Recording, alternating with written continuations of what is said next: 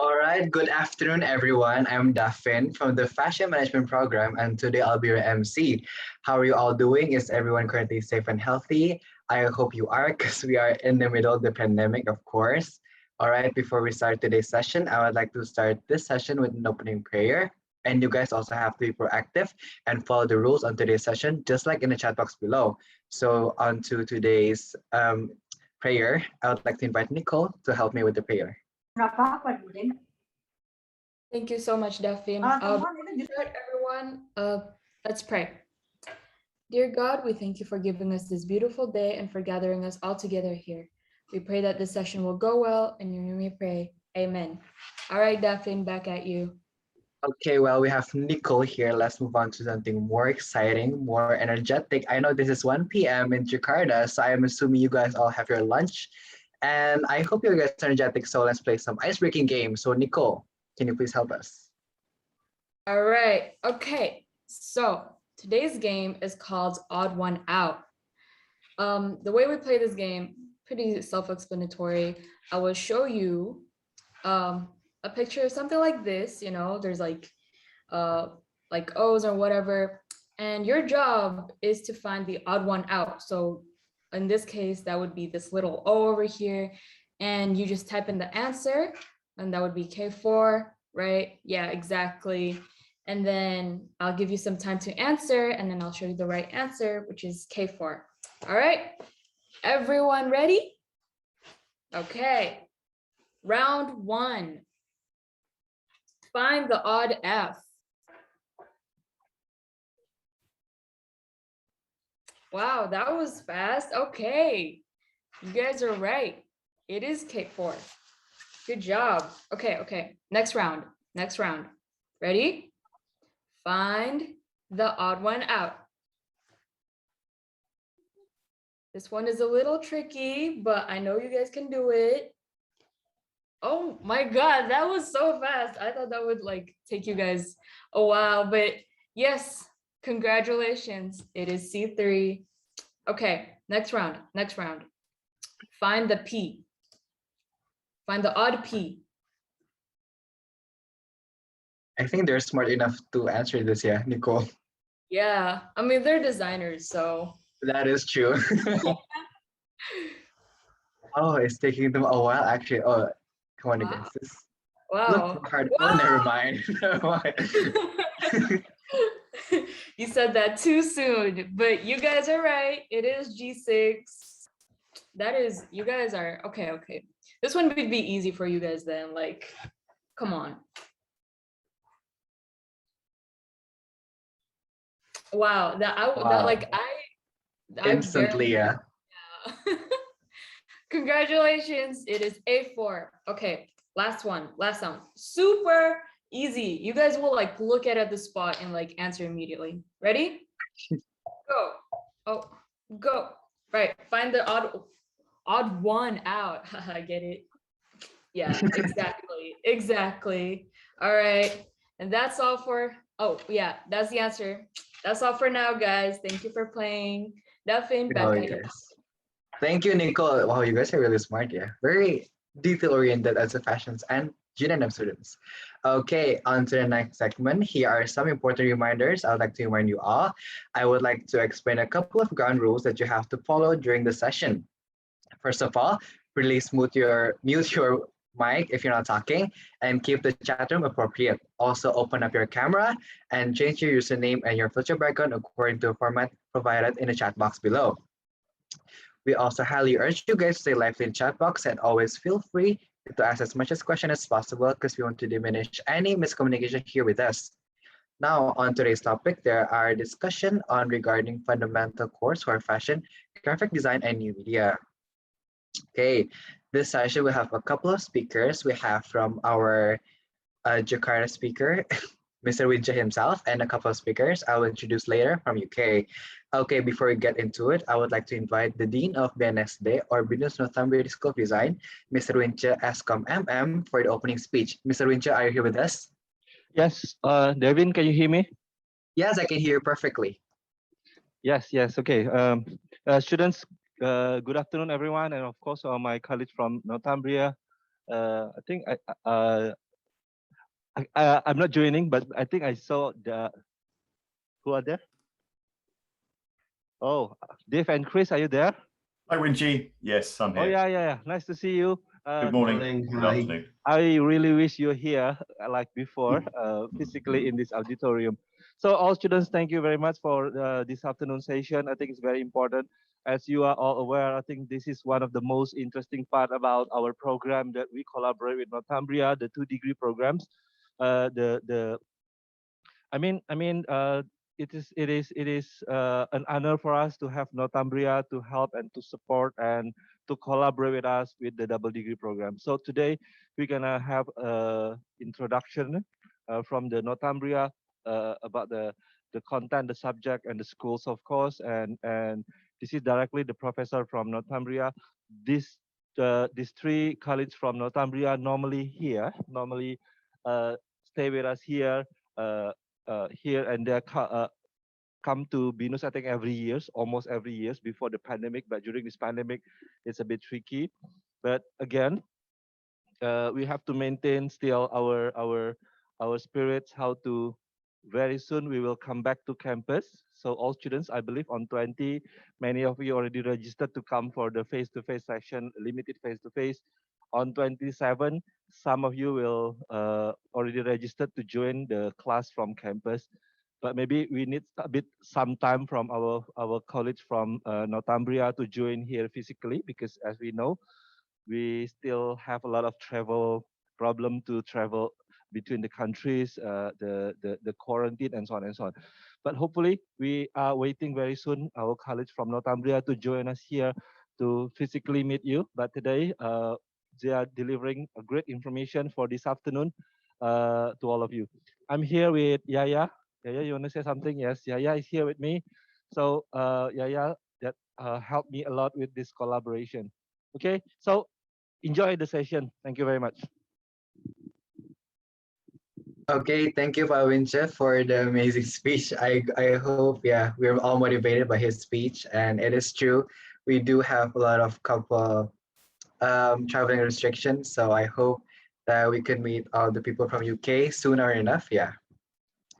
Okay, now we have a treat for you guys. We have a couple speakers from UK here. There are three speakers we'll present for today's session, and I would like to invite the first speaker. Let's welcome Mr. David Garner, who is a senior lecturer at Northumbria School of Design. So, Mr. David, are you here with us? I am, thank you. Hopefully you can hear me. Yes, Mr. David. Okay, how was your day, Mr. David? How is UK treating you? Well, I've just woken up, so it's a lovely day, lovely sunny day out there. Well, I haven't just woken up. I've been up for a couple of hours, to be honest, but it is the morning, so it is early in the morning here, and so it's going to be a nice, bright, crisp day.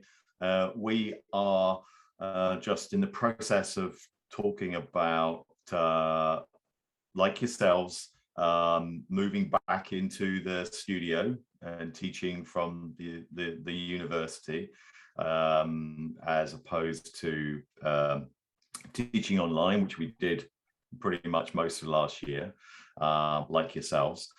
So we're having lots of meetings, and hopefully, fingers crossed, it will be a fairly, if there's such a thing, normal experience next year at Northumbria. So which is really good, and hopefully that will also be similar to yourselves, as well as, you know, as we try and get back to this kind of the physicality of our studio spaces and each other, really. So I'm going to talk a little bit about graphic design. And I'm one of the visiting lecturers, as already been introduced by Winchi, and I travel along with my colleague Alana twice a year to BINUS to deliver 2 modules. I do that for 3 weeks in each session, and we're really hoping that we'll very soon we'll be able to kind of continue that process. because we really enjoy it. It works really well, and it kind of completes the circle of our relationship between Northumbria and yourselves, really. However, the last year and for the first part of this year, we're delivering electronically as well. So the same program, exactly the same. It's just that you don't, you see us in a kind of virtual sense rather than a physical sense. Anyway, so I've got a presentation, and I thought I was thinking about, talking about graphic design at Northumbria. I may have gone a bit blurry. I don't know why that is. My camera might need to wave at it. Okay. So I've got a presentation that explains a little bit about the philosophy of graphic design at Northumbria. It may be useful for you in terms of, what you think about graphic design and how we teach graphic design. We have very similar philosophies between ourselves, Northumbria, and yourselves at BINUS. It really is very much about the ideas that are the important aspect of any kind of quality course.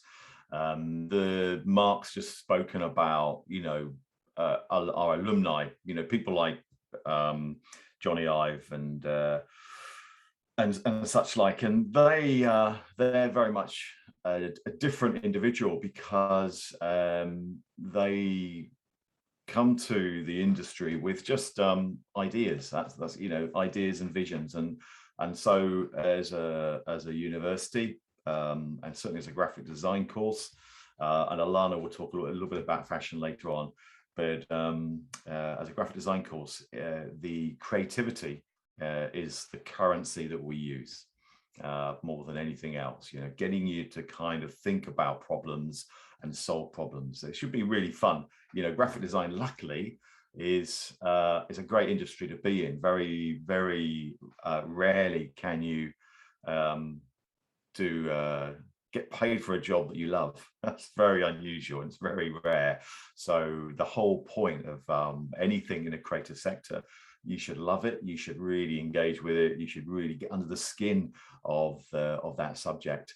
And then work's just part of that. And being paid is just like a bonus because you're having fun, you're enjoying the kind of creativity. So the subject that you've chosen is a really interesting, rewarding subject. So I was just going to share my screen. Hopefully this will work. And let me just do that. So I'm going to do. So let me know if you can see all of this. Is that all good? Yes. You can clearly see it. Oh, okay. So you should see a larger picture now. So this is our this is kind of our open day presentation, and it's a very large presentation. So I've just dipped into it because and I picked out the kind of more useful stuff for you to know. You don't need to know anything about exits, fire exits or anything like that, or health and safety messages. But this is one of the first slides we show, and it's about the philosophy of the course, right? And we want the first years to be brave, we want the second years to be curious, and we want the third years to be distinctive. So all the way through the journey, when you get to the third year, we want you to start shaping your own kind of path and becoming an individual that really can understand the area that they want to work in, know what the area that they perhaps may want to work in, and actually become to put a little bit of personality and individuality into their work. So hopefully some of the things that you've already covered from the first, second year, anyway, it's made you brave, it's made you take risks, and it's very much about that. And obviously the second one, curious. You want to be always an inquiring mind. You always want to be kind of looking for that opportunity. So as a sort of a well-rounded graduate, you finish off with distinctive, trying to be distinctive, trying to pull all that information that you've learned in the first and second years together to make you kind of a well-rounded individual.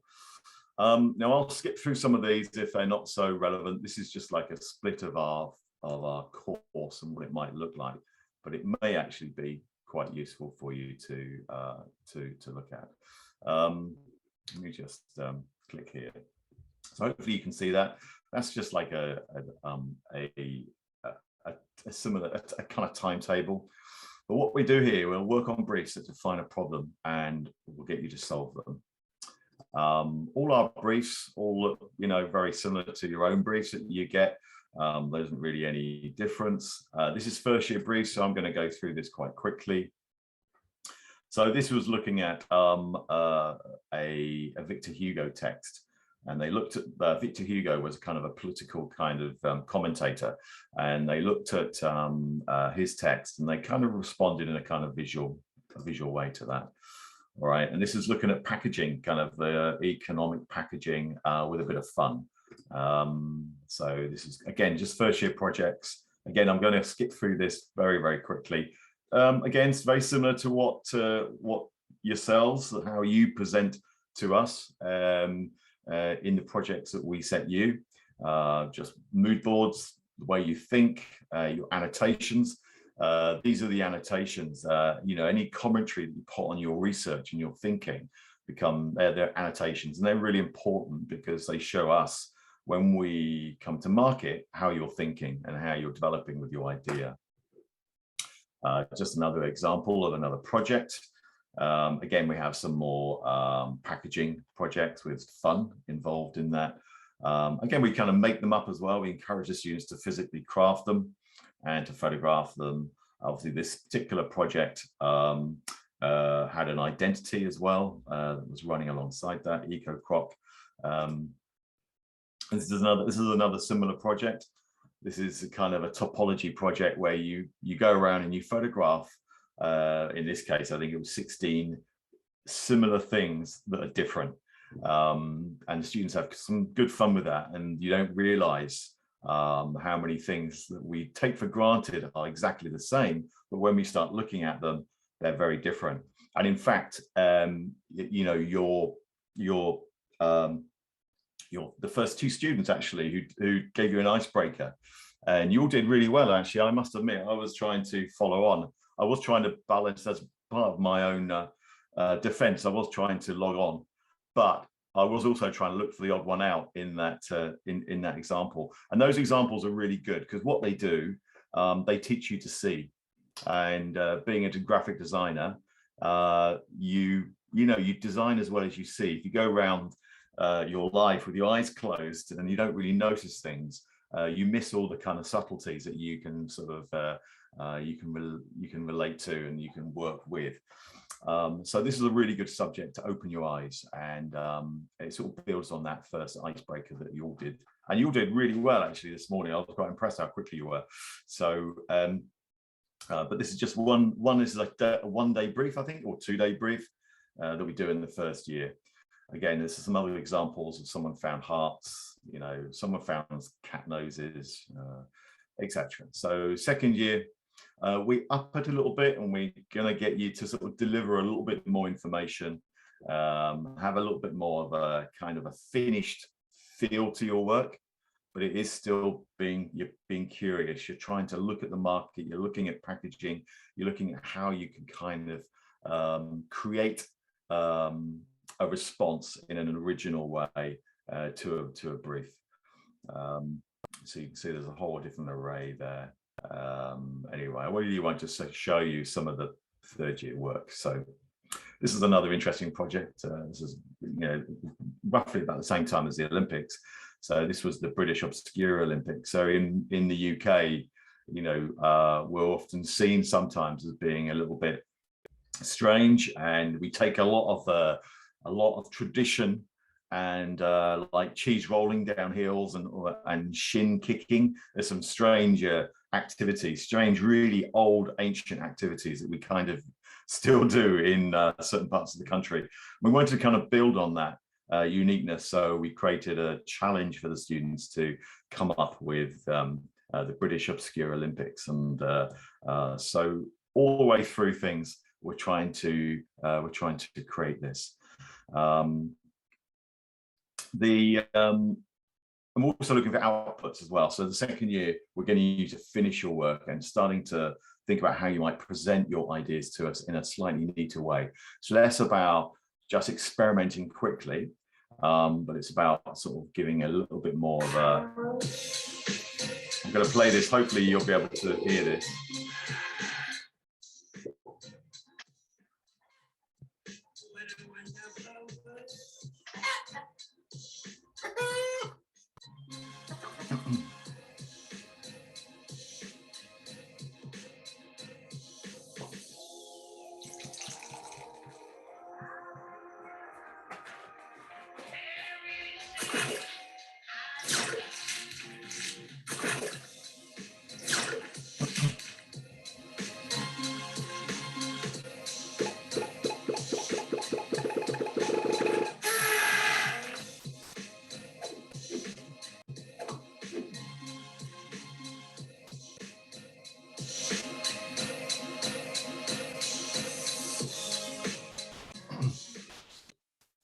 So really, what we're trying to do, hopefully that wasn't too jumpy, but we're just trying to give you the opportunity really to sort of expand on the idea. That's really it. So the second year is getting you to think about that. And then we come along to the kind of final stages. So again, we're still looking at packaging, how the packaging works, how it reacts, how it looks like on a particular shirt. This is a rebrand for Newcastle United, which is our kind of our football team in the UK. A very famous football club. The massive stadium that kind of overshadows the city, you know, and there's a lot of passionate supporters around. So this student who's also a supporter in the third year, and this is kind of third year work. This is kind of the thing that you might be thinking about doing. Wanted to redesign the actual uniform. So he not only designed the uniform, we designed the identity as well for that as well. Again, these are just examples of rebrands. Mashed potatoes and gravy is basically an exhibition that a set of students designed for Sid Vicious, which was this. I've never heard of Sid Vicious, you know, God Save the Queen and the punk genre in the UK. He was kind of pivotal with that. And they called the exhibition Mashed Potatoes and Gravy because that's what that was his favorite meal that his mother cooked him when he was young. So we get students to kind of work in groups of 5 or 4 on an exhibition when they first arrive. This was another example of that same exhibition with Sid Vicious. But this one, the students who were working together did the research and they came up with the thought that, well, actually his mother really, they live next to a shop called Sainsbury's, which is like a supermarket in the UK. And they spent a lot of time in Sainsbury's. I think he may have worked in Sainsbury's. So the whole kind of graphic direction of the exhibition was based around the packaging and the visual toolkit that Sainsbury's used in the 70s when he was growing up, or in the 60s when he was growing up.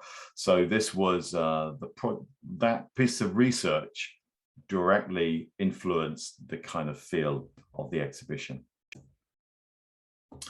Again, this is another group of students who had the same individual as well, and again they looked at it from a slightly different point of view. About his kind of how he found it very difficult at school, how that school experience shaped him, etc. And there's another take on that as well. So again, we just try and get students now to sort of start to visualize in slightly more accurate ways what an exhibition would look like. So in the bottom left-hand corner, you can start to see the kind of structure that you'd have in an exhibition, and the scale and the size and the placing of information. With any exhibition, it's a bit like a story that you're reading, you're kind of engaging, walking through. So we look at all those kind of what we call experiential aspects. So we're looking at the environment, the space, the size, the lighting, the heat, the noise, the sound, the feel, the texture, all those little things that all go towards you know, a really nice exhibition-based experience. Again, a lot of the projects, this is a DNAD pencil winner. So the DNAD is a really large graphic body. It's a worldwide body, and they have competitions every year. We've won the competitions on a number of occasions, actually. They have different categories. So we encourage all our students to enter the DNAD Awards. And this was to create a city bike brand that reflects the city that it's based in. And this is Italy or Rome in this case. So this student created this identity, and she also created the kind of assets that go towards to support that project itself. And you know, try and make it believable. That's what it's really all about, trying to look at the material that you've got, the language that you're using, and trying to sort of borrow some of that equity in your graphics. So this is where the research of whatever we do and whatever you do as a designer, this is where the research really starts to come into play. It comes into play all the time, but when you're starting to deliver a series, an experience, and so these posters, for example, the typeface at the bottom of the screen isn't just any typeface that the student felt was correct at the time. It was a typeface that Fiat used in some of their car ads in the 1950s. So they researched this, found this typeface, and decided to find, they modified it, made it a little bit more contemporary, and started to use that in their material as well, which is really nice because there's a story there. There's a relevance of all this. All these photographs of these famous individuals, you know, are all of the time, but all of that period, etc. So it's got quite a nice feel to that. So this is what we say: be brave in the first year, be curious in the second year, and be distinctive in the third year. So I think that's me done. I just wanted to sort of just briefly show you that. I'm going to stop sharing, if I can do that, and then I can somewhere I can. There you go. Stop share. So hopefully I'm back now, and you're not seeing that anymore. There is one further thing that you might want to have a look at, and I'll just leave this with you before kind of questions. I'm not sure how much time I've got, but if I'm doing okay, I'll talk a little bit longer on something else. If I don't hear anything, I'll just carry on talking. So the presentation, I'm just going to go to share my screen briefly again. Because I want to show you our degree show last year. So hopefully you can see this.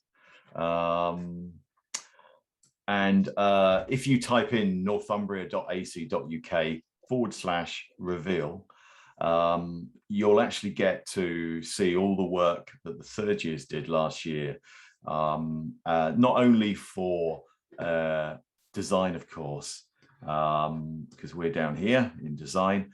You can actually see it for fashion as well.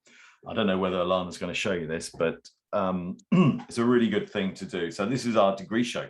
Obviously, like yourselves, you know, we couldn't have a physical degree show, so we had to have a virtual degree show. So it was an online experience. And so in here, once you get into the window, you can check out all these other subjects: animation, film, all the other subjects we do. But graphics is under the design term there.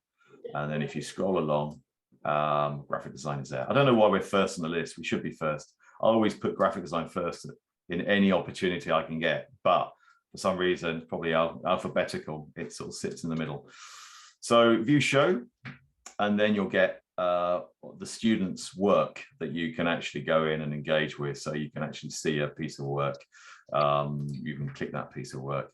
and then it will actually load up and you can go in and have a look at a bit more work. You can find out a little bit more about the student. You can follow them in various different social media streams, etc. So it gives you a little bit of an idea on their project itself. This one's got a link to a video that the student did. So this is probably a good thing to sort of leave you with, because and I'll let you do the kind of searching. There's lots of different work there from our graphic students that you can go in and explore. This was a really nice project. So this is called Who Are You? And this is all about alter egos. You know, I imagine we all have an alter ego, maybe sometimes that we all want to be. And this was a board game that the student designed about alter egos. So the subjects can be very, very broad in your final major project. So you generally have about 3 or 4 projects you're working on in the final year, and it culminates in the final major project, which is this large module that takes up a lot of the final semester, and you write your own brief. Ultimately, you can actually create your own brief. You can work with other people, you can work by yourself. Basically, you have a large amount of time. You have 60 credits, and you can decide to do one big brief, one big project that you've always wanted to do, or you can split it up into 2 or 3 projects. It's entirely up to you how you run with that final major project or projects. And then that becomes part of your kind of portfolio, like a lot of the work that you've done already. But it kind of becomes the bit that may start to make you more distinctive as a designer, and to make you kind of stand out and find your place, your first footing in the world. Someone's got a phone, so I think that's a kind of a, you know, probably a better point to end on, because it gives you a little bit of an overview of yourself, really, at the end of the year. So we end with final major project. We start with those group projects. We start with a very quick group project. We may put a D&AD competition brief in. We also have a couple of other competition briefs from design agencies that we still know, and they come up, and we have ex-students working there. And we will also put those into the 3rd year as well. So the 3rd year can be quite busy, but it does end with this final major project. So it might be quite a good idea, if you were thinking about that, to start thinking about issues or themes or something that you want to create a response for.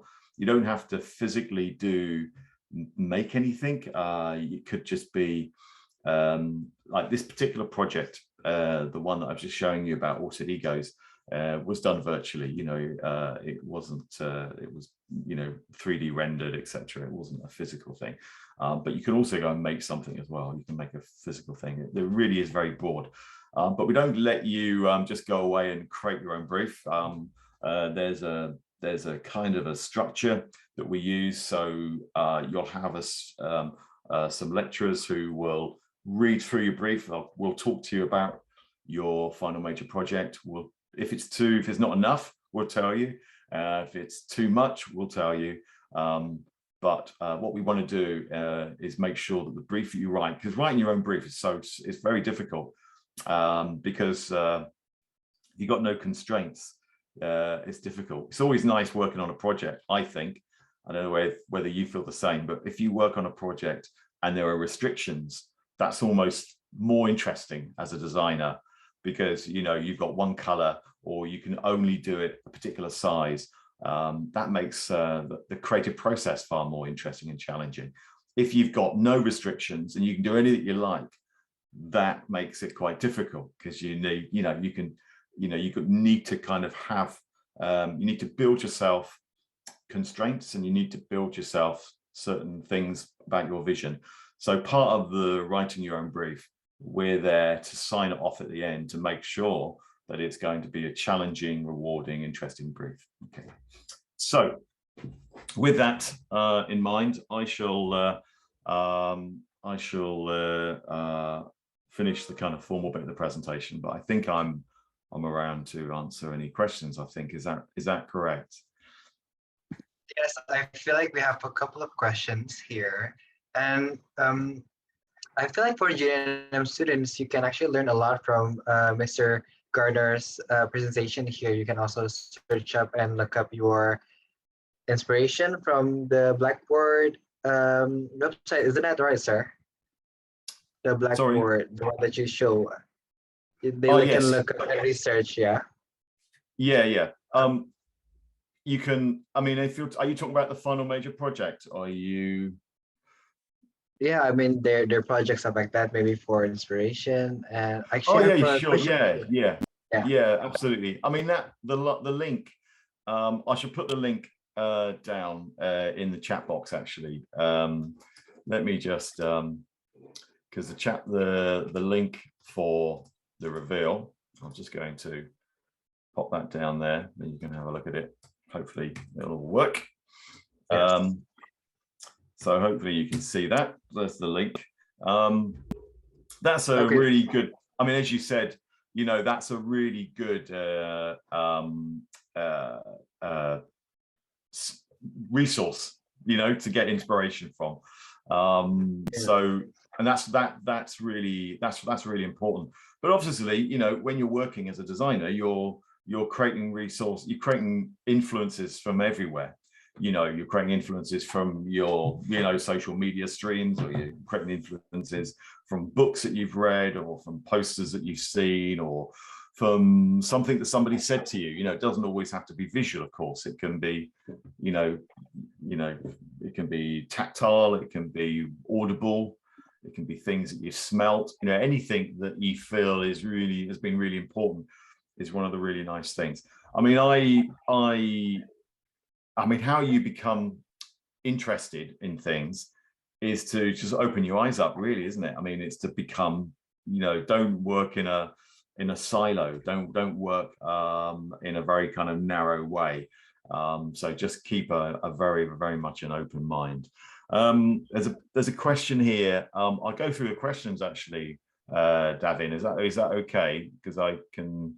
I think it's quite okay as long as it's quite short, because I feel like 2 p.m. I think Miss Alana Jim is going to present her part. Actually, I have a question here from direct message, if you don't mind answering for me. Yeah, sure. Okay, the question is, how does the dual award works, and what kind of activities that I usually do with the students when it comes to Indonesia?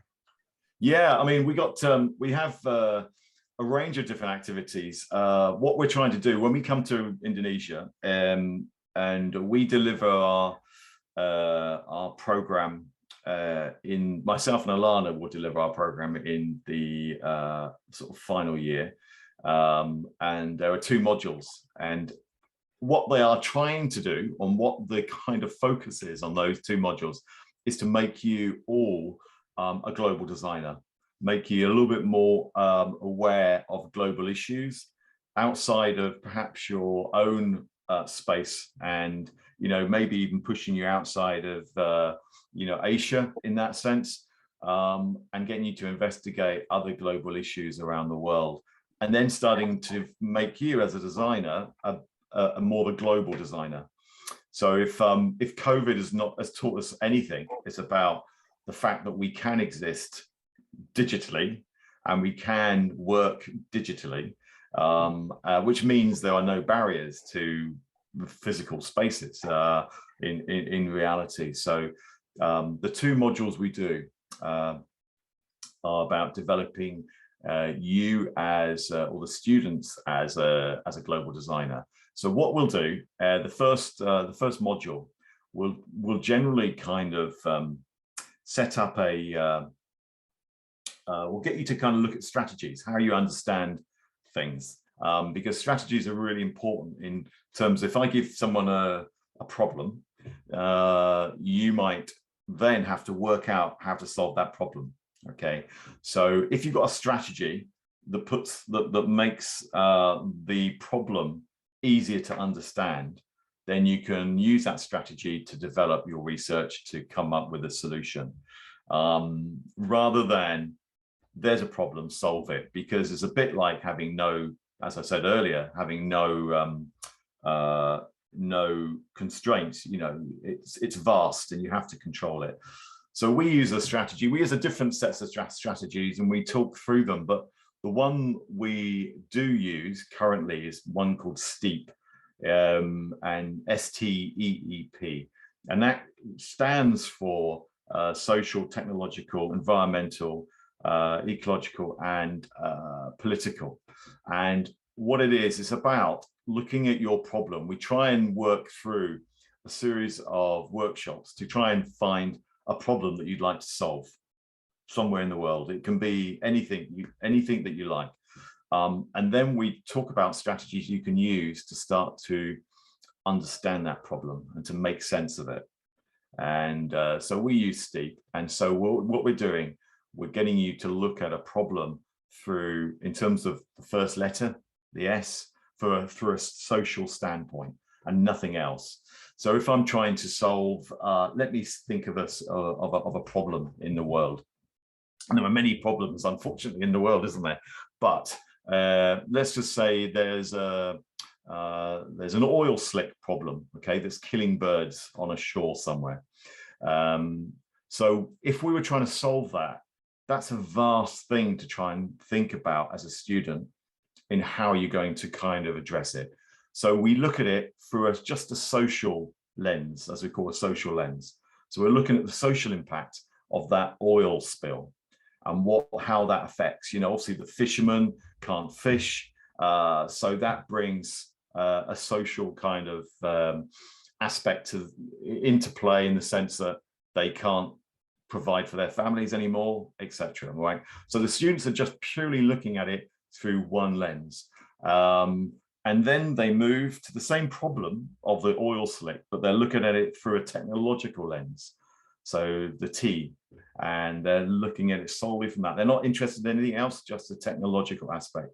So then they're building up all these structures, all these little bits of information. And then we go through ways of how you can then understand what you've got to formulate a response.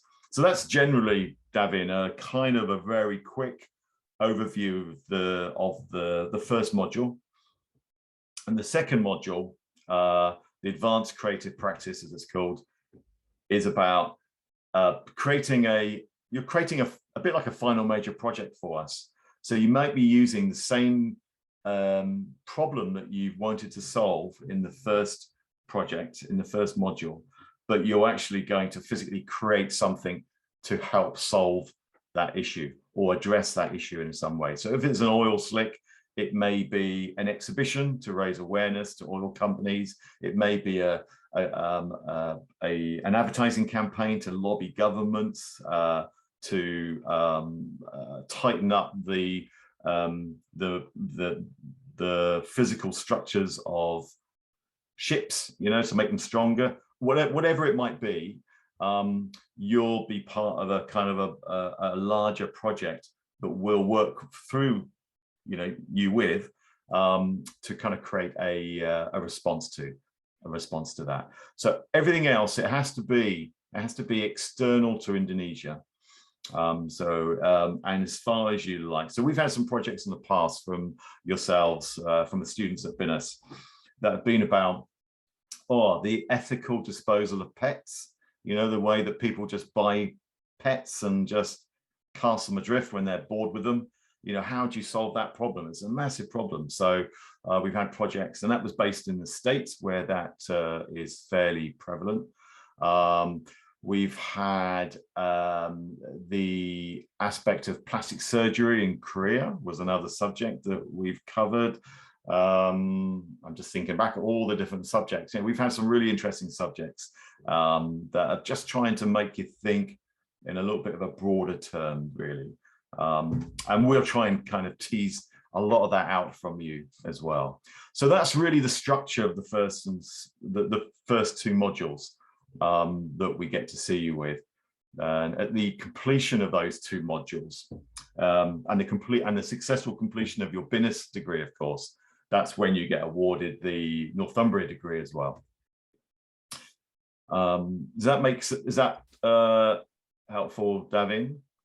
Yes, very much so. I hope whoever asked the question You are answered, yeah. I think we have one of our FLs here. Nicole, do you want to ask any question? Hi, Mr. Gardner. I have Hello. some questions from some of the freshmen in the chat box. So the first one is by Alia, and she asks, will we have to do a comparative study between brands and how they promote their products and design, our own kind of packaging basing off the brands we have studied?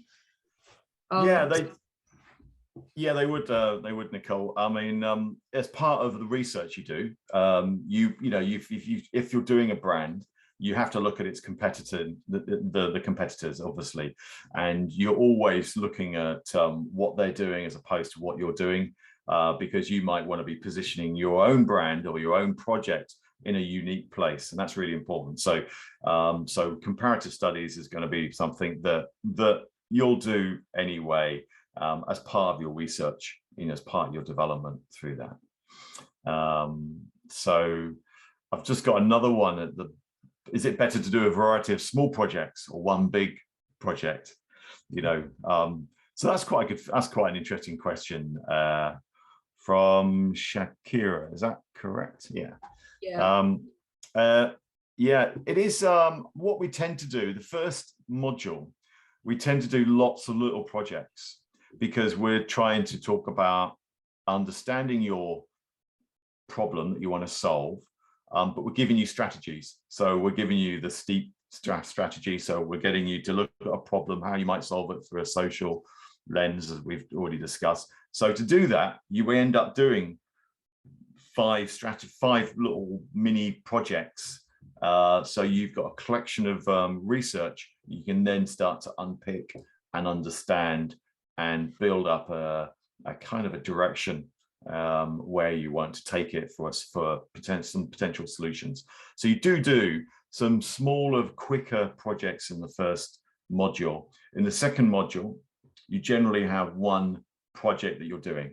So the final module, which is called Advanced Creative Practice, you'll do one larger project. But obviously, within that one larger project, you can have different deliverables.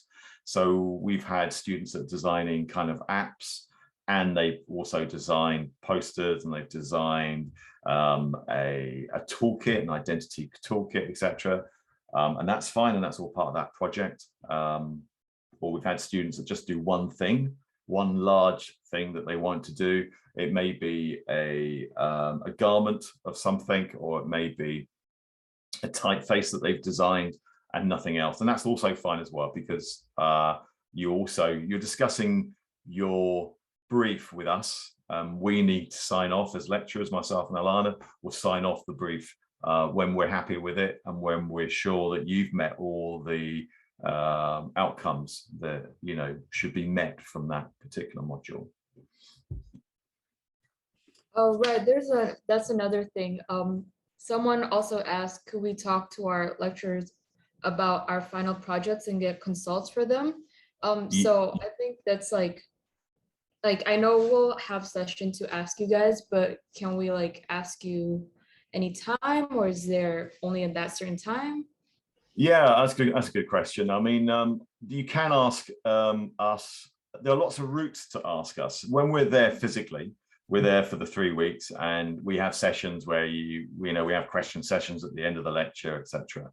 And of course, you can come and ask us, and you can also email us, and you can also contact us through Blackboard. So we use Blackboard to formally give responses to your process and to your progress of your project.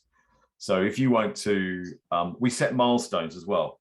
So any brief, any project we give you in the first semester and the second semester for those 2 modules, we set milestones and dates. So we expect you to meet those milestones, and then we'll give you feedback on those milestones through Blackboard or in person. So in last year it was through Blackboard. When we're there, it's actually in person, but it's also through Blackboard as well, because we're only there for 3 weeks and then we leave and come back to the UK. And so we have to build up this relationship still. So absolutely, yes, we want you to talk to us all the time. In fact, it's not it's not good if you don't talk to us. So we want you to email us, not necessarily email us if it's urgent, because we give you our email. But what we want you to do is contact us through Blackboard, because we build a facility in Blackboard called a journal feature, and you'll get access to it. It's very private, and you can contact us through the journal. You can post your work up because it's very visual. We can annotate it, we can make comments, and we then send it back to you. And then you can kind of decide how you want to, if there's any more questions you want to ask, or what other direction you might want to take. So the conversation between us and the students is really important. It's, it wouldn't work if we didn't have that. It wouldn't work if we just came for 3 weeks, delivered it, and then you never heard from us again. It has to be a consistent relay of information. And some of the best work we've had from the best students are those students that ask us questions and keep, give us work and explain, what they're doing, and what sort of opportunities exist for pushing it in other directions, their ideas. That's definitely the good thing to do. So I would recommend, and we go through that the very first day we're there, and the very first lesson you have with us, we kind of lay out our expectations as staff, and what we expect from you and what you should expect from us as staff. So we go through the process of what I've just explained. Blackboard is there, our emails are there for emergencies, our Blackboard is there for contacting us. You can do that anytime you like. It may take us a few days to come back to it. Normally we check our Blackboard content, every few days, and we'll just make sure that we send back a response to you at that point. But if it's massively urgent, you can email us, and then we get that instantly. So there's lots of communication channels that we recommend you do. Right. So most of it, Blackboard, if it's an emergency, email. Okay. Yes. Got it. Yeah, absolutely. We also have we give you the information that we would give exactly to our home students. So we give you the 24/7 contact information for our IT department. So if for some reason you can't access something that we've put up online, there's a 24-hour chat room that you can enter into and get some technical help. I know from being at BINUS anyway, your technical team are brilliant, and they have always helped the student, your students out as your end if it's something that's out of our control in Newcastle. But we give you the 24/7 chat line anyway, because it may be really useful for you to reset something. We also give you an induction into the library and into the research aspect of how you find things. Because obviously what we want you to do, and what I've talked about, is finding ideas, coming up with solutions all the time. And some of that stuff doesn't occur out of your brain. It just doesn't pop out of your brain. Sometimes it does, sometimes we have those sparks of inspiration, but most of the time it's normally looking around, reading something, finding something, someone talking to you about something, and you're recording them down all the time. And so we induct you into the library of our own library. Our library is quite large. The physical library in Northumbria is probably the way I talk about it, it's about the same size as your shopping center, where the building is where you're on the top floor, it sits in the top floor. Our library is probably the size of that building. It's quite a large building. It's one of the largest libraries in this kind of university sector, and it's a brilliant library. It's really good. So what we do have there is lots of digital copies, and we have lots of online sources that we show you how to access as well. So we give every student access to that information. Not every book is digitized, but more and more of them are becoming digitized, especially in the last year as well. So we have a big resource of research there. We subscribe to some really good databases that yourselves can all use. So we talk about how you do that, you know, the process of that, because that's really important. And again, some of the projects I've marked, you know, a few weeks ago with Alana, some of the better ones are the ones that have kind of not just done a Google search and it's the first thing they find in their list, you know, and they might want to talk about that. It's the ones that perhaps looked at perhaps a specific database, a slightly deeper research document that they've just, you know, decided to kind of reference in their research. Those are the really interesting projects, you know, that work really well. So yes, cut a long story short, we do give the students an overview and a session on how you use all that technology. All right, thank you. I think we have one more questions from the GDNM freshman. This last question is by Jess, and she asks, will we mostly be doing traditional base projects or will we mostly be working on things digitally? And if so, what are the specific apps we need to download for future projects? Okay, I mean, really, it's the projects are geared up. At the moment, they're digital. So your hand-in is a digital hand-in, you know. So at the moment, we tend to get the students to create whatever they're creating, whether it's a garment, whether it's an app, whether it's a campaign, a marketing campaign, whatever that is. We get the students to record that that component in a PDF, and then they upload the PDF online through Blackboard, so we can mark it and give feedback through that channel as well. So you will be working on things digitally, but you can also work on things physically as well if you really want to. And then you just take a picture of that physical item. So if you were designing a garment, for example, and obviously you wanted to make it from a particular material, you would take a photograph of that garment at the end and include that in your PDF.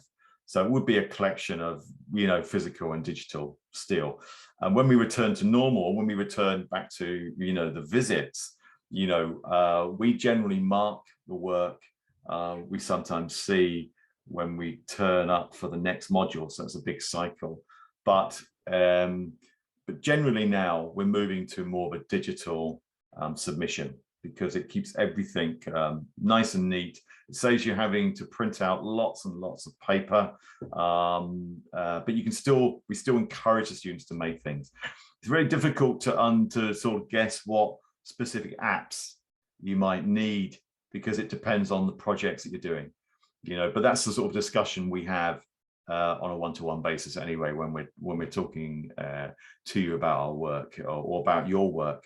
We'll discuss how you're going to visualize it. What sort of level are you going to go down to visualize? What sort of level do you need to go down? You know, we've had a lot of apps being designed, but a lot of them, you know, don't need to work. They don't need to technically work, but they need to visually show how they're going to work, you know. So that's something that you can be done in a fairly more sort of straightforward way. Goes back to that first idea. The first thing I said, it's about the idea behind, you know, your solution. That's the most important thing. You know, it's about the thinking behind something. So I always say, when you leave as a student, you will always, as a student, have the same, you'll all know how to use Photoshop. You'll all know how to use Illustrator to a certain degree. You'll all be quite, you know, comfortable with social media to a certain degree. You'll all have a very good standard of that, but what will set you apart will be you as a person, will be the way that you think and the way that you approach problems. That will make you more unique. So we're always looking for that, you know, for that uniqueness in the way that you think and the way that you solve a problem, you know, because we're all, ultimately, at the end of the day, we're all problem solvers, aren't we? We're all visual problem solvers. Because we get given a problem, we have to sort of solve it in some form. So it's great fun. So yeah, difficult to say what apps are needed, but that's part of the conversation you have with us anyway, you know, through the project. There's one more quick question. I just saw down here, going to start careers as graphic designers here in Indonesia. Do you think it might be a challenge for us to adapt to the knowledge to get from North America later years? Different spectrum here and compared to the UK. Yeah, sorry, I read that really quickly. Yes, you can. I mean, the adaptation works really well. So we've been teaching this personally, myself and Alana, for the last two to 3 years. After taking it over from somebody else, and I think the students, I wouldn't worry too much about that actually, DK. I would just say, you know, the world of graphic design is not so different anywhere else in the world. It's very similar. You know, it's about, as I said, problem solving. It's about visual problem solving. It's about so that doesn't change at all. You know, clearly the language changed, the characters change, you know, the products change, but the essence of being a graphic designer does not change at all. It's exactly the same. You know, there may be certain things that you need to consider, and we talk about that actually. We talk about language, for example, you know, in design in a global sense. You know, the way that I spell color, you know, I would spell it C-O-L-O-U-R, and I think you know, other places in the world will spell it C-O-L-O-R, like the Americans would spell it. You know, so we talk about language, and if we were doing a piece of design, you know, how does that alienate an audience by seeing a different spelling slightly, you know, an Americanization, as we call it? You know, does that alienate you? Does that or does it draw you in? You know, is it using something like that? So we can use difference in a really positive way, but the most important thing is we need to be aware of it, that we're kind of using it.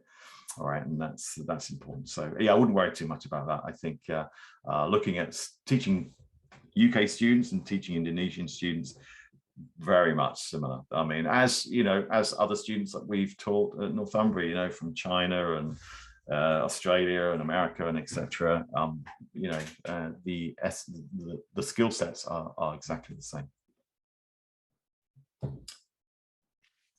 Okay, thank you, Mr. David, for all the answers. I hope you all GNM students got all the answers, and I would like to thank Nicole here for helping us. And also, if you have more questions, we actually have another Q&A section after Miss Alana's presentation. So with that being said, I would like to invite our last speaker for today, Dr. Alana James, who is a senior lecturer at Northumbria School of Design.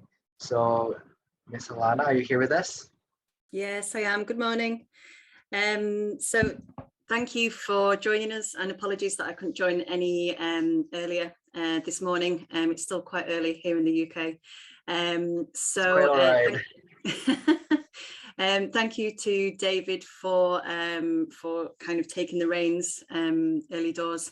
I don't have a formal presentation. I trust that my colleague David has told you everything you need to know about the programs, but I will quickly introduce myself and kind of my role within the team.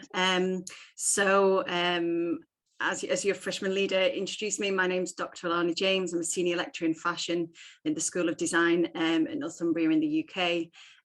But as David mentioned already, we come to visit you, hopefully come to visit you twice a year to come and deliver 2 modules for your final year modules on the Joule Award.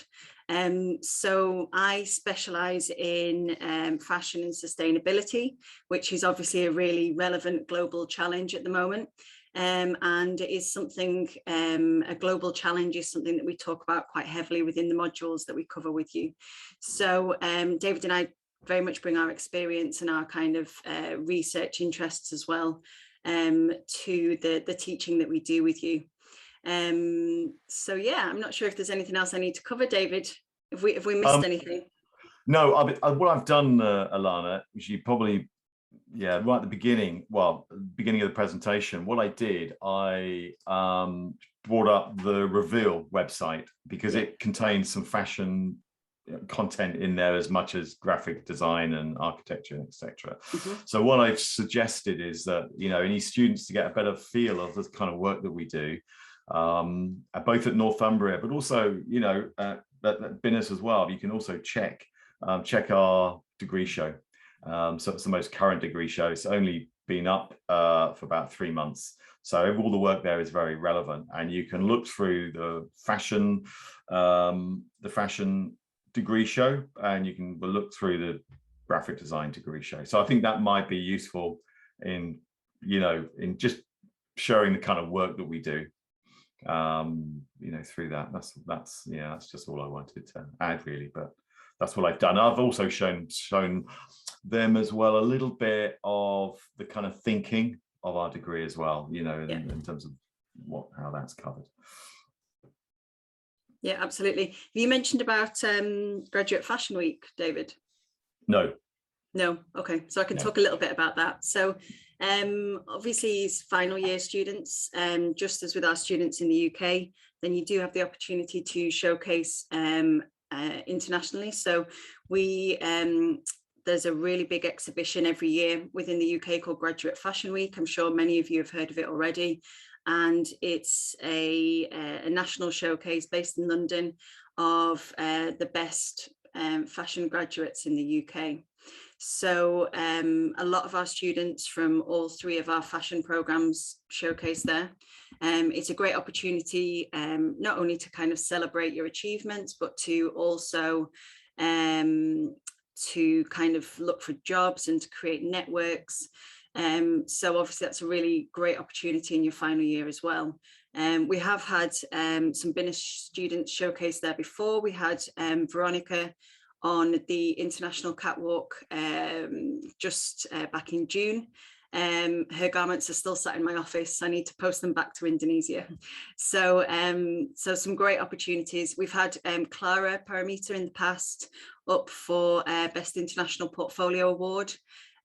So again, some really great opportunities for you guys to have exposure and presence within a global market within London in the UK.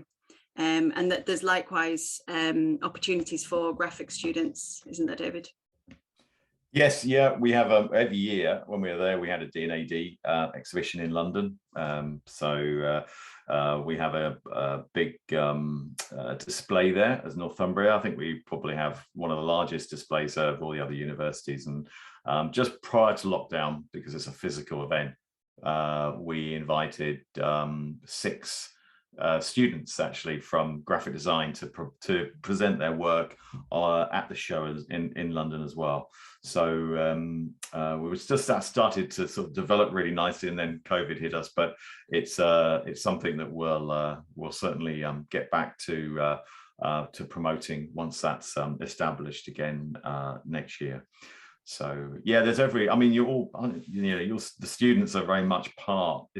Even though we're so far apart, the students are very much, you know, part of Northumbria, you know, in many aspects, and so it's important not to forget that, really. So the more we can engage you within our own home program, the more we'll definitely try and do that, because we want that to happen. I don't know if I've got anything else to add, David. Anything else we need to cover? I don't know. I don't think so. I don't know about Chris, if you've got something that you or anybody else at BINUS, if you've got anything that you'd like to ask us further. I mean, I've answered some of the questions that were, I guess, today that were very similar to their general questions, you know, in terms of how our students kind of, how you engage with the kind of the sort of university, Northumbria University kind of philosophy. So I've spoken, Alana, about how we do that, you know, how we kind of do it like in a sort of an integration program right at the very beginning, the very first lecture, and explain certain things like that. I'm just looking down the chat list. I think most of those questions, I think I've sort of answered, actually. And I know, Nicole, you spoke to me about a few questions that I think I've got that I answered as well. I'm just having If another little look. if there's any specific fashion questions, then I'm happy to address those. I mean, there is a Maybe question all here of that, oh, sorry. Maybe that's all of our okay. freshmen from fashion could ask questions here in the chat box. If you guys have any questions, like enter in. Maybe while we have Miss Alana here with us, you can answer. Sorry, yeah, ask a couple of questions. Or maybe if you're shy, you can DM me personally from the Zoom chat box, and maybe we'll save that for the Q&A section. Yeah. Dave, Alana, I Hello. think just to remind a few things for new students. I think along the way with the program, if you notice, there will be. I know we still pandemic. We just hope the pandemic is over. But if when the pandemic over, actually, along the way with the program, we designed there will be subject that you will have like a short immersion visit to UK. I think yeah, there are subjects that I think in semester 4 or 4 and 5 depend on the program. One of them is 4, one of them is 5. I think for the last two batch 24 and 25 in the curriculum there will be a subject that you will visit UK for a short period. But we also do like some selected student, 1 or 2 in every semester will be like a scholarship. You can go to UK with no top up fee, but you still can have option to do some like 3+1 that we encourage you. If you can have those direct experience to UK, you can do a 3+1, go to UK for a great 1 year experience directly with Northumbria. I think those are the options that we provide to put more international experience to all of you. Okay. Yeah. Any additional? Yeah, I think that's all. Thank you. Okay. If we don't have any question, we actually have a video from Dr. Bailey here, Dr. Mark Bailey. So, Kak Irma, can you help me play the video for us? Yes, thank you so much.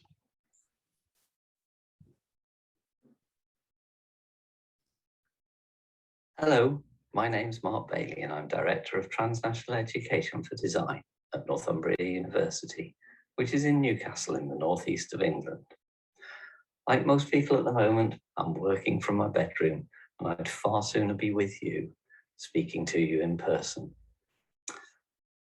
The design school at Northumbria is one of the oldest and finest design schools in Europe and boasts a global reputation for excellence of our education and research, and for the stellar careers of our graduates, such as Scott Henschel, the creative director of Mulberry, who's designed for Kate Winslet and Cameron Diaz and Dido, and also, of course, Sir Johnny Ive, famous for leading design at Apple.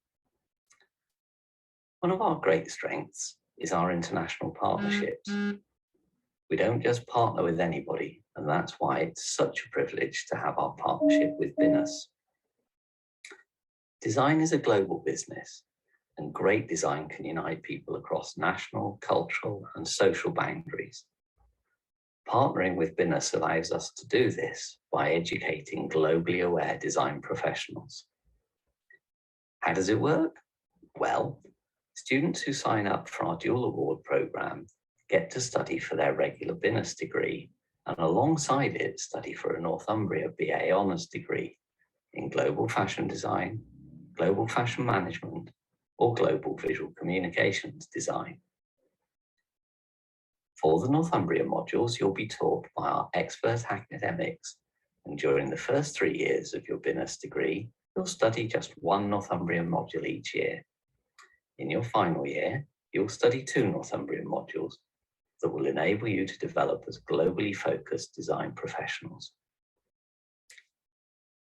As well as studying with Northumbria tutors and developing a global design mindset, you'll be connecting with the UK design scene through opportunities such as having your work entered into UK design competitions like Graduate Fashion Week. One of our BINUS students is shortlisted in the 2020 awards. When you are enrolled for the dual awards, you become a Northumbria student. This means that you have full access to our award-winning academic library, which has thousands of contemporary online resources. You'll be invited to attend your graduation ceremony at the university here in the UK. You'll be able to join our Alumni Association, a family that has a membership approaching 250,000 people in 175 different countries worldwide. Students studying for the dual award also have the option to come here to the UK and study their final year with us in Newcastle. I'd love to be able to introduce you to some of the staff who will teach you if you join the dual award programme, but they're not here with me. But I can tell you a little bit about them though. Dr. Alana James is a senior lecturer in fashion design who specialises in sustainable and ethical fashion. Alana has extensive experience working in many countries around the globe, and she's an experienced educator and researcher. David Gardner is a senior lecturer in graphic design, specialising in branding, typography and digital design.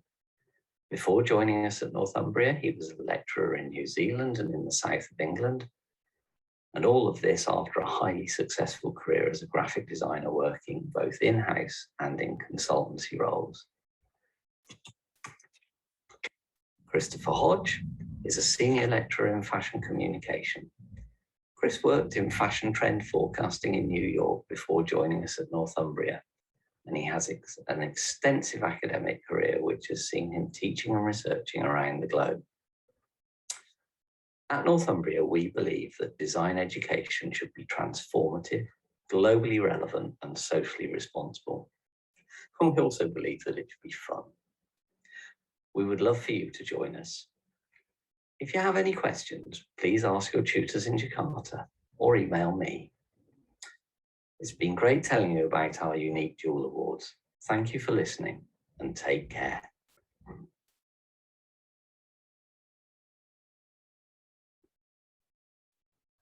Okay, thank you, Kak Irma, for the video. Again, freshmen or FLs, if you like to ask questions, feel free to ask. Actually, I think I have a question chat box here, yeah. Maybe I could ask one of my friends. Nicole, could you help me with the Q&A section? Yeah, hi. We got a question from Carmela. She asks, during our exchange program in UK, will we have a chance to undergo internships?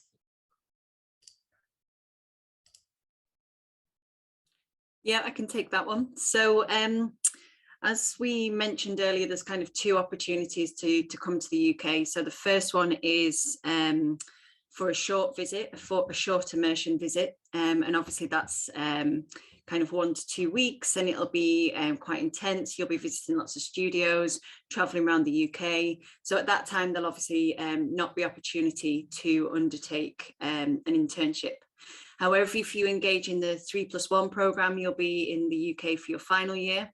And whilst that's a very intense and obviously a very kind of a year that takes a lot of energy and effort, and there will be opportunities to engage in some live projects and to also perhaps engage in some very short internships as well. So obviously we don't want to take away from your studies and encourage you to go and work for somebody else in the UK during that time, but you could perhaps extend your stay slightly and engage in an internship at that time as well. David, I don't know if you want to add anything to that. No. Short and sweet. No. Short and sweet. Just like me. Just like you. Thank you, Camilla. Any other questions, guys? Yeah, you guys, come on. While there are people from the UK here, they can help us, you know. This is a chance for us, you guys. Are there any more questions? Oh, there's a question, one more. Nicole, are you on mute? Hello, I was speaking the whole time. Okay, so a question from Tashani. Sorry.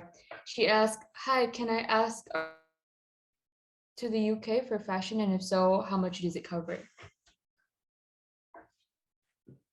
I'm unaware of any scholarships. Our BINUS colleagues might be able to help us a little bit further there. David, I'm not sure if you're aware of anything Yeah, either. Alana, as I mentioned before, I think just in the we tried similar to exchange, but there will be every semester. I think every year two students, yeah, two selected student will goes to UK for no extra top up fee. But you need to have like living costs while you are in UK or something like that. Yeah, there will be some fee of course for you while you are in UK. But before the pandemic and after the pandemic, I believe we are running that mechanism again. Yeah, I think Yaya can explain better. Yeah, I think because we just signed an agreement with Northumbria University for the exchange. Previously, we only have the dual awards and 3+1 program.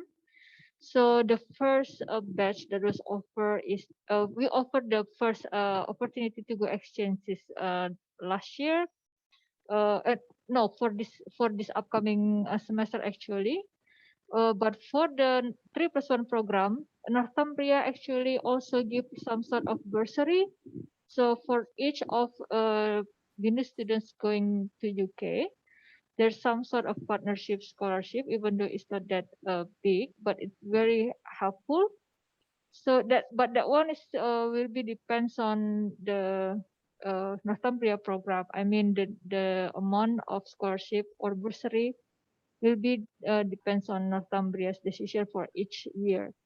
So we cannot really inform you for the next year, for example, or for the following year, because it's depends on the Northumbria's decision for the partnership bursary. But each of the students will get it actually if the program is still there.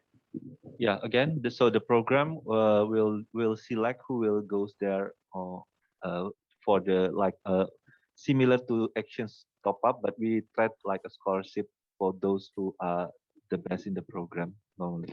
Yeah. Okay. All right. Thank you so much for that answer. Another question here from Rafa Calista from Fashion Major. Are there any fashion facilities or equipments in the UK that we can use here in Indonesia? So, I mean, in the UK, we obviously have a huge amount of equipment. We have obviously large scale fashion equipment, so sewing machines, printing facilities, lots and lots of different kind of industry grade fashion facilities, just as you guys do have in BINUS. In terms of being able to use the facilities that we have in the UK in BINUS, obviously that's slightly more difficult with physical facilities, but as I'm sure David's explained to you already, all of our library and digital facilities are completely available to you. So we have access to large-scale databases, trend forecasting publications like WGSN. So all of those facilities, digital facilities that are available to our students in the UK are available to yourselves as well. And obviously our physical facilities, you're more than welcome to use when you visit during your immersion visit, or obviously if you come to us in your final year as well. All right. Thank you so much, Ms. Alana. Another question by Shakira from Fashion. She asks, are there any tips for fashion students to succeed and find their own style in the vast market of fashion?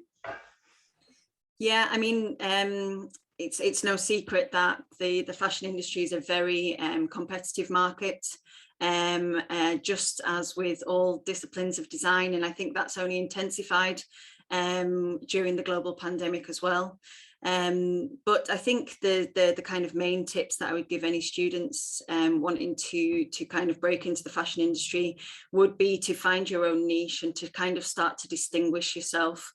I know David mentioned this briefly earlier, but to kind of start to find your own style, to find your own kind of identity.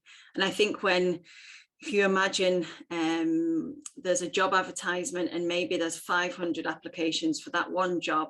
So how are you going to stand out? How are you going to make your portfolio stand out from the other 499 candidates that have applied for that job? So I would encourage you all to be different, to be individual, to be brave. And I don't think anybody gets anywhere in fashion without having that kind of brave sense of style. So I think, yeah, it's about that distinguishing yourself within a very competitive marketplace. All right. I think thanks, Alana. Yeah, when I mentioned at the beginning about being brave, curious, and distinctive, which is like the philosophy of a graphic design course, that's what you want to do. That's exactly what Alana said. You know, you need to be all those things, and I can't stress, you know, having your own, building up your own personal kind of tone of voice that you want to get across to, you know, in as many different ways as you can possibly do. You need to kind of cut through the grayness of everybody else. You know, it's very difficult, but you know, hopefully at the end of the 3 years or the end of your degree experience, your portfolio will start to shape who you are, you know, and the work that you've done and the projects that you've done. All right, there you go. That's your answer, Shakira. Thank you so much for asking. Next question is from Teresa Irain. She asked, is there an academic advisor or student counselors that we can talk to there in the UK? Or do we only get to talk to the ones we're assigned to here in Indonesia, even when we're studying in the UK? Yeah. Okay, sorry, La. Do you want to go? No, go on. Yeah, no, there's loads of counselors and you know, advisors in the UK, and if you're a student, an Indonesian student that's studying there, or in fact any of our international students, you're treated just like, you know, any other student we'd have there. So you have the full array of all the counselors and all the advisors, and you know, there's no difference. Absolutely no. Yeah, so I mean, all our students in the UK have a personal guidance tutor. So that role is separate to your kind of academic tutors. Some of them might be an academic tutor as well, but their role for the personal guidance tutor is quite different. So you can talk to them about academic issues, non-academic issues, anything that's impacting your studies. So they're kind of a kind of first port of call for you to be able to raise any issues that you're having. And whilst they might not be able to solve the issues that you're having, then they can kind of signpost you to the people that can help you. So at Student Central in the UK, we have some great counsellors and advisors who are trained professionals to be able to help you in many different aspects of your life. So that's kind of the setup we have here in the UK. Obviously, if you're remaining within BINUS, you have your wealth of advisors and kind of professionals within your own university. And if you obviously, as you study with us throughout the years, you do have us as your point of contact as well. So we don't just kind of fly in for 3 weeks and fly off and you'll never see us again. You do have regular meetings with us. We have regular live sessions. We have our journals as well, so you can keep in touch with your academic mentors as well. So there's plenty of help and support from both sides. All right. Yeah, so there's that. You do get the same treatment as the people over there. Next question from Aurelia. I'm pretty sure this is like kind of like a am I right question. She's asking Fershan if for the 3+1 there are student exchange with quota and study abroad. Do I get it right? I'm guessing yeah. There is an exchange and there is a quota, and yeah, you do study abroad, right? Again, yeah. Let me try to answer. For 3+1, there is no quota, but it's on top. Then you have some extra payment direct to Northumbria for sure. So we don't have any quota for that. For student exchange, yes, student exchange for 1 semester in Northumbria will be for selected student from the program. If that student don't want to go, then we go for the next student, something like that. For a short trip, because it's part of the subject, yes, it is. Hopefully the pandemic is over, so we can visit directly for the short trip of the subject. Everyone will be there together for the short trip. So the one that will be So the short trip, yes, the 3+1 you can join, but on a top up, like a top up, so extra payment. But for the exchange program, it's for selected students. Thank you. There you go. Next question is from I'm so sorry. Arasila Rashman. This is for Miss Alana.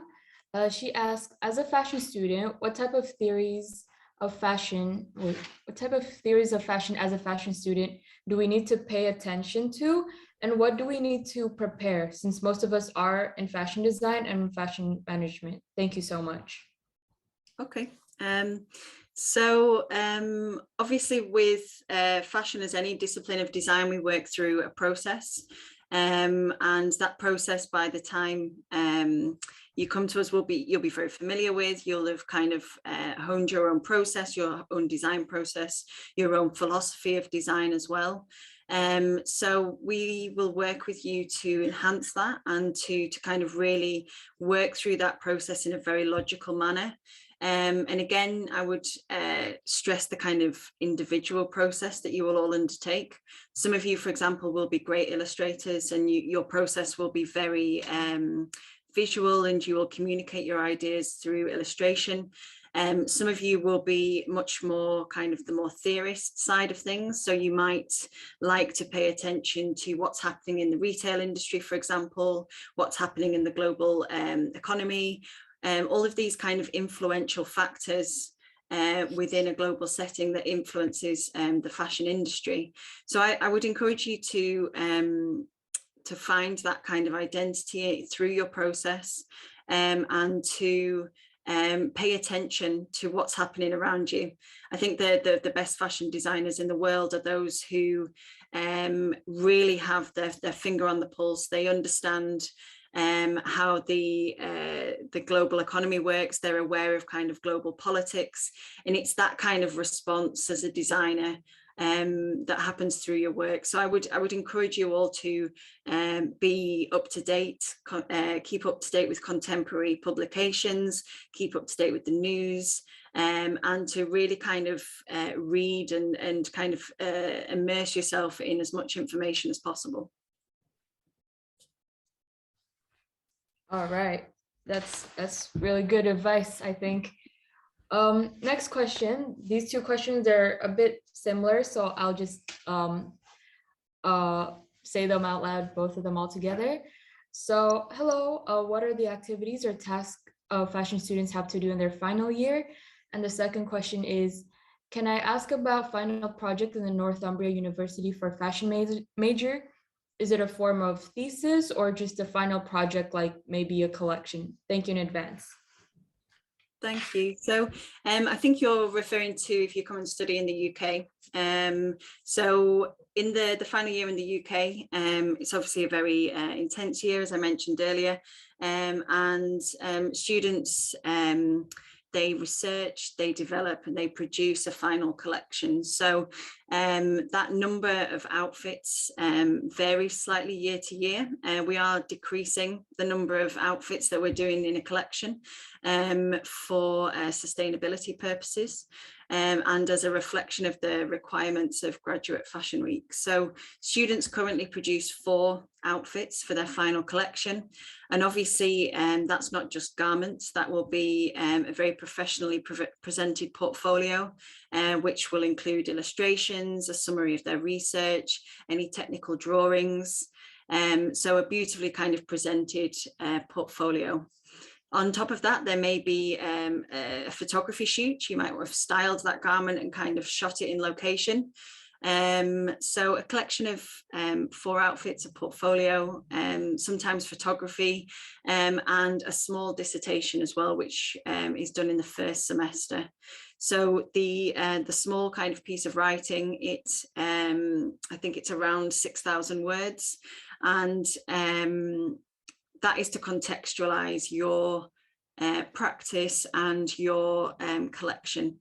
So perhaps your concept is something to do with, I don't know, maybe it reflects a global challenge, for example. So your piece of writing would be to contextualize your collection. So why you've done it, why you've chosen this subject area. You could go into detail about the materials you've chosen and why. It might be a reflection of the market that you intend that product to go into and your target audience, for example. So it's the kind of written context behind your final collection. And that's the predominant focus of the final year in the UK.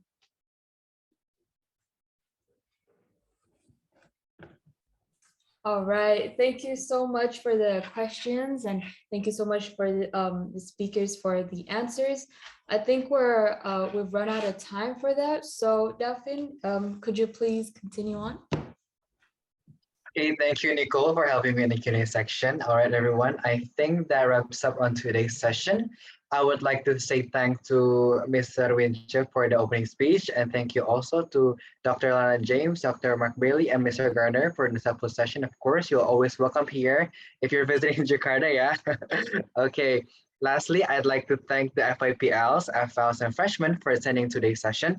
I'd like to remind freshmen that the next session is tomorrow at September 8th for the all program meeting, and also the topic will be lecture information briefing. And FLs, don't forget to come in 15 minutes early. Oh yeah, for FL coordinators, don't forget it's important to take attendance for your freshmen. Okay, everyone, before we wrap things up, I would like to invite you guys to turn on your camera and let's take a picture together. So Fidelia, will you go to the stage and take it away? Okay, I'll give you all a second to turn on all your cameras.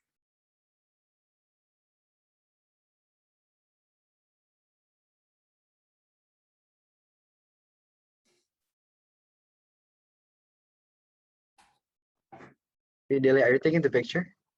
Not yet. We're still waiting for some people to turn on the camera. Okay. I'll go with the first one. 3, 2, 1, smile. Next slide. 3, 2, 1, smile.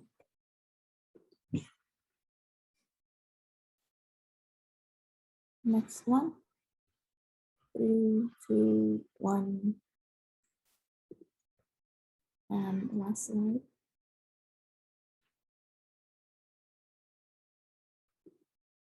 All right, I'm done. Thank you. Okay, thank you, Fidelia, for the photo session. And yeah, I think that is everything for today. And once again, thank you, everyone. Have a good day. Stay healthy. Always remember, striving to be the excellent generation. FYP BINUS Big and Happy. I'm Duffin. I'll be signing off and see you soon. Goodbye, everyone.